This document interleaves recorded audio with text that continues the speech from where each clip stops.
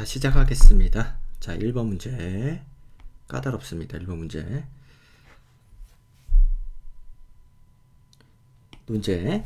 제시문 가의 논지를 토대로 나와 나를 설명하시오 해서요. 가를 먼저 읽어본 다음에 나다를 한번 분석을 해보라는 거죠. 그 분석의 기준이 가에 다 있다는 겁니다. 자, 가를 읽어봐야 되겠죠. 가의 내용이 이렇게 정리할 수 있는데 한번 첫 번째 문단부터 읽어볼게요.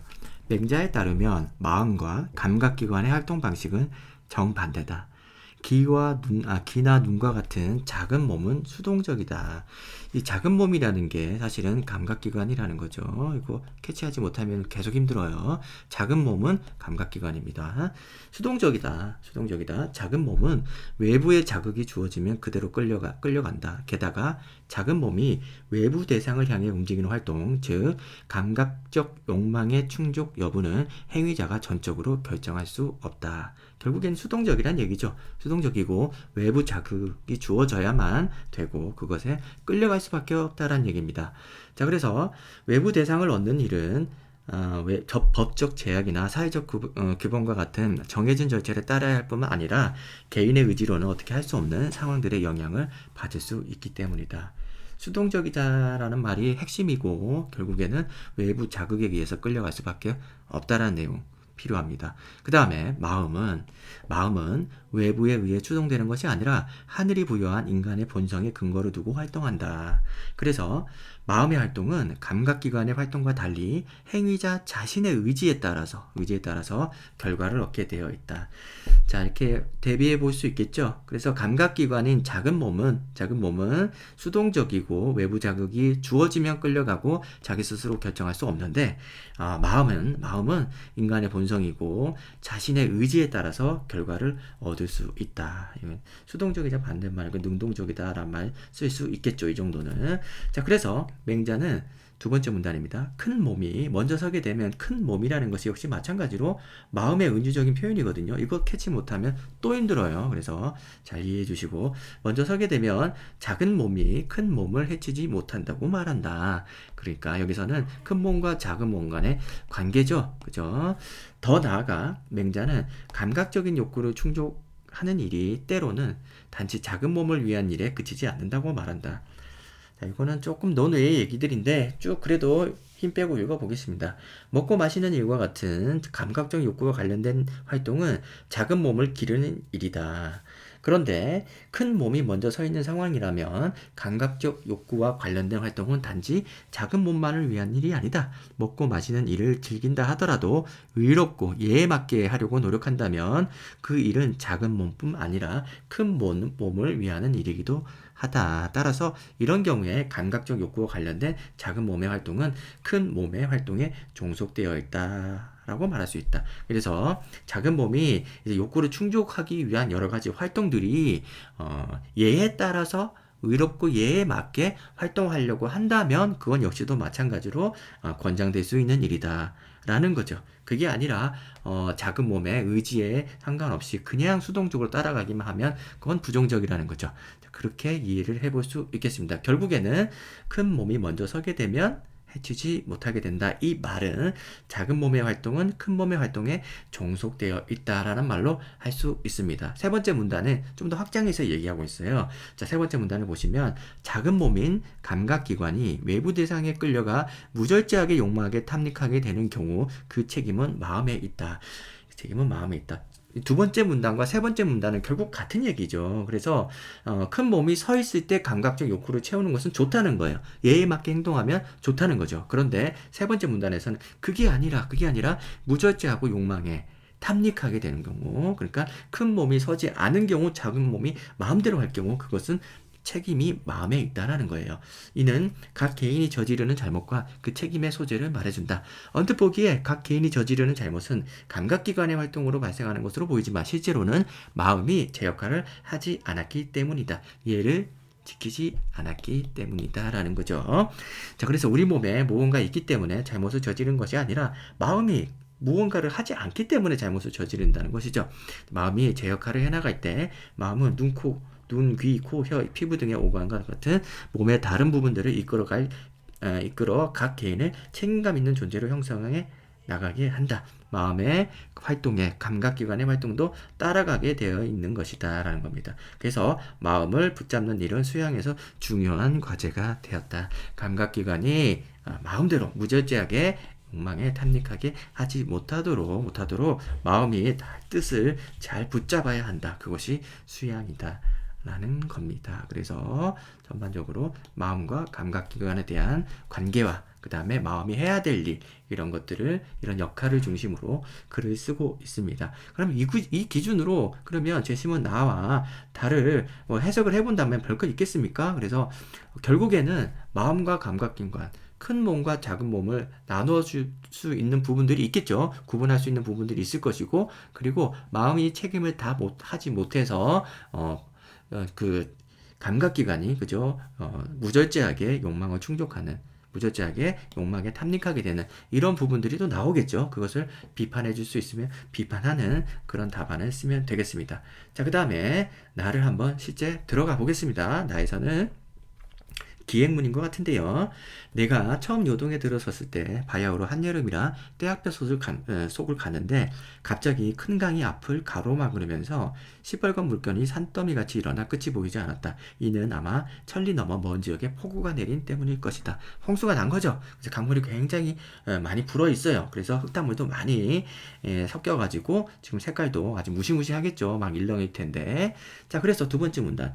강물을 건널 적에 사람들이 모두 고개를 쳐들고 하늘을 보기에 나는 그 사람들이 고개를 쳐들고 하늘을 향해 속으로 기도를 드리나 보다 하였다. 그런데 한참 있다가 안 사실이지만 강을 건너는 사람이 물을 살펴보면 물이 소용돌이치고 용솟음치니 몸은 물살을 거슬러 올라가는 듯하고 눈길은 물살을 따라 흘러가는 듯하여 곧 어지럼증이 나서 물에 빠지게 된다. 그러니까 그 몸과 그 다음에 우리가 보는 시각이 서로 어긋나 있으면 멀미를 일으키죠. 그 내용이 나오고 있습니다.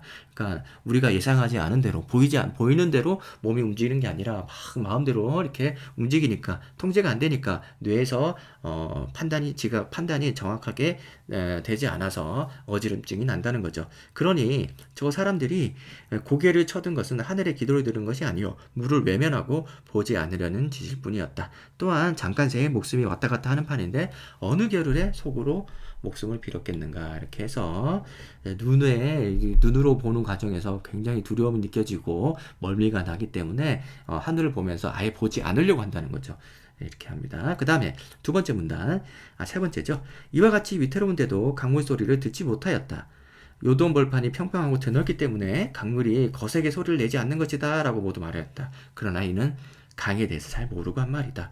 요아가 소리를 내지 않은 적이 없건만 단지 밤에 건너지 않아서 그랬을 뿐이다. 낮에는 물을 살펴볼 수 있는 까닭에 눈이 오로지 위태로운 데에 쏠려 한참 벌벌 떨면서 두 눈이 있음을 도리어 우한으로 여기는 터에 또 어디서 소리를 들었겠는가. 그러니까 눈앞이 너무 어지러운데 소리는 뒷전이라는 거죠. 그래서 그 시각에만 집중하고 있다 보니까 소리가 안 들렸는데 사람들이 착각하고 소리는 조용했다라는 거죠. 그런데 지금 나는 밤중에 강을 건너기에 눈으로 위태로움을 살펴보지 못하니 위태로움이 오로지 듣는 대로 쏠리어 뒤로 한창 벌벌 떨면서 걱정을 금할 수 없었다. 그러니까 눈에 보이는 것 때문에 두렵고 귀에 들리는 것 때문에 두려워지는 이런 상황입니다. 감각기관 때문에 나는 수동적으로 뭔가 스스로 판단이 안 되고 수동적으로 들리는 대로 보이는 대로 이끌려가서 그렇게 된다는 거죠. 이게 작은 몸, 그죠? 작은 몸의 특성입니다.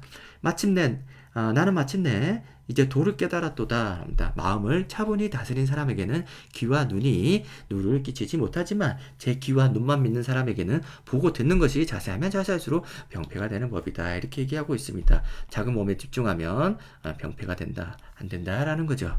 그래서 마음은 큰 몸이 되겠죠. 큰 몸.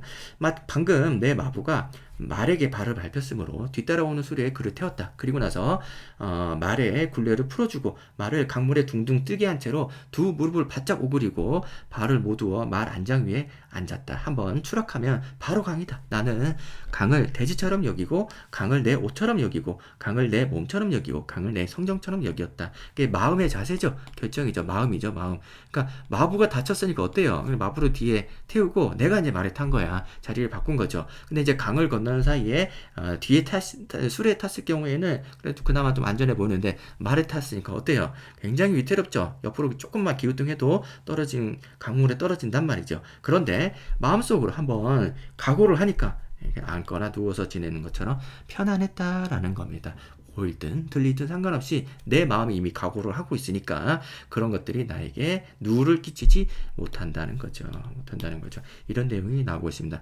결국 그래서 여기 나와 있는 기행문은 이 사람이 강물을 건너는 과정에서 물이 막 홍수로 이렇게 물이 많이 불어 있어요. 그래서 이 물살이 굉장히 거센 상황을 보면서 그리고 그걸 밤에 들으면서 두려움이 있다가 나중에 밤에는 나중에는 건널 때 마음을 딱 먹으니까 그때부터는 두렵지 않았다라는 거예요. 이걸 해석해 주기 위해서는 여기 제시문 가에 있는 큰 몸, 작은 몸, 그리고 종속되어 있다, 책임이 있다, 뭐 이런 내용들을 활용해 가면서 이 내용을 해석을 해줘야 되겠죠. 그러니까 자, 그 다음에 어렵지 않습니다. 딱 정확하게 들어맞는 글이기 때문에 어렵지 않고요. 다만 이제 답안을 어떻게 써야 될까라는 부분은 또 다른 문제라서 그 부분은 나중에 예시 답안 보면서 같이 확인해 보고요. 다른 글은 어떻게 해석되는지 한번 보겠습니다. 누가 하늘을 보았다 하는가? 누가 구름 한 송이 없는 맑은 하늘을 보았다 하는가? 네가 본 건 먹구름, 그걸 하늘을 알고 일생을 살아갔다라는 거. 먹구름이 하늘이 아닌데, 먹구름 뒤에 하늘이 있는데 그냥 당장 눈에 보이는 거, 그죠? 작은 몸으로 본 감각기관, 감각기관으로 본 거를 하늘로 착각한다는 거죠. 이런 상황입니다. 그 다음 세 번째도 내가 본 건 지붕 덮은 쇠 항아리, 그걸 하늘로 알고 일생을 살았다. 그러니까 하늘은 저 뒤에 있는데 당장 눈앞에 보이는 것만 우리가 그걸 하늘로 착각하고 산다라는 거죠. 자, 닦아라 사람들아 내 마음속 구름, 찢어라 사람들아 내 머리 덮은 쇠 항아리. 뭐예요 이게 이제 수양으로 해석할 수 있는 거죠. 그러니까 마음속에 있는 것들을 닦아가지고 마음으로 감각기관에 있는 것들을 너무 거기에 압도되어 있지 말고, 그죠? 마음의 뜻을 세워라 라는 뜻입니다.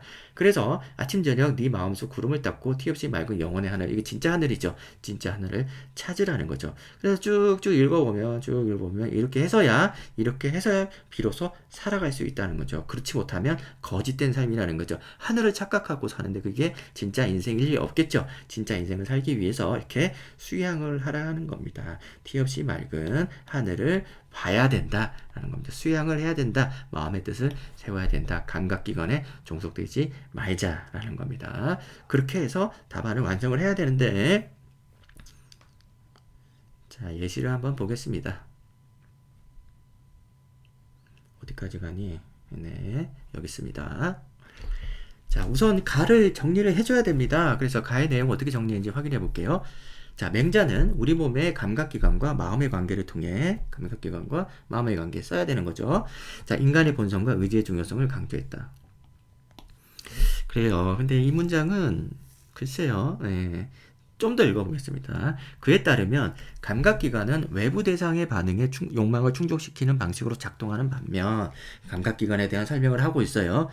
외부 대상, 내용, 이런 단어들 필요하죠. 마음은 하늘이 내려준 본성의 기초에 의지로 발현되는 것이다. 그래서 마음에 대한 것도 역시 의지로 이렇게 키워드 잘 나와주고 있습니다. 그래서 이 강조했다 이런 부분들은 제시문을 통해서 자연스럽게 도출되는 결론이 맞긴 하지만 이걸 과감하게 이렇게 쓰기는 좀 힘들고, 다만 우리는 두 번째 문장부터는 쓰기 좋다, 그죠? 그래서 우리는 두 번째 문장부터 쓰는 것은 어렵지 않은데 첫 문장은 조금 의문이에요. 이거를 어떻게 수험생들이 이렇게 쓸 수 있을까라는 의문이 드는데, 선생님 생각에는 이거는 이 정도는 생략해도 되겠다라는 생각이 듭니다. 그냥 단지 맹자는 감각기관과 마음을 나눠서 작은 몸에 의존하지 말고 수양을 통해 가지고 큰 몸의 중요성을 알자, 뭐 이 정도.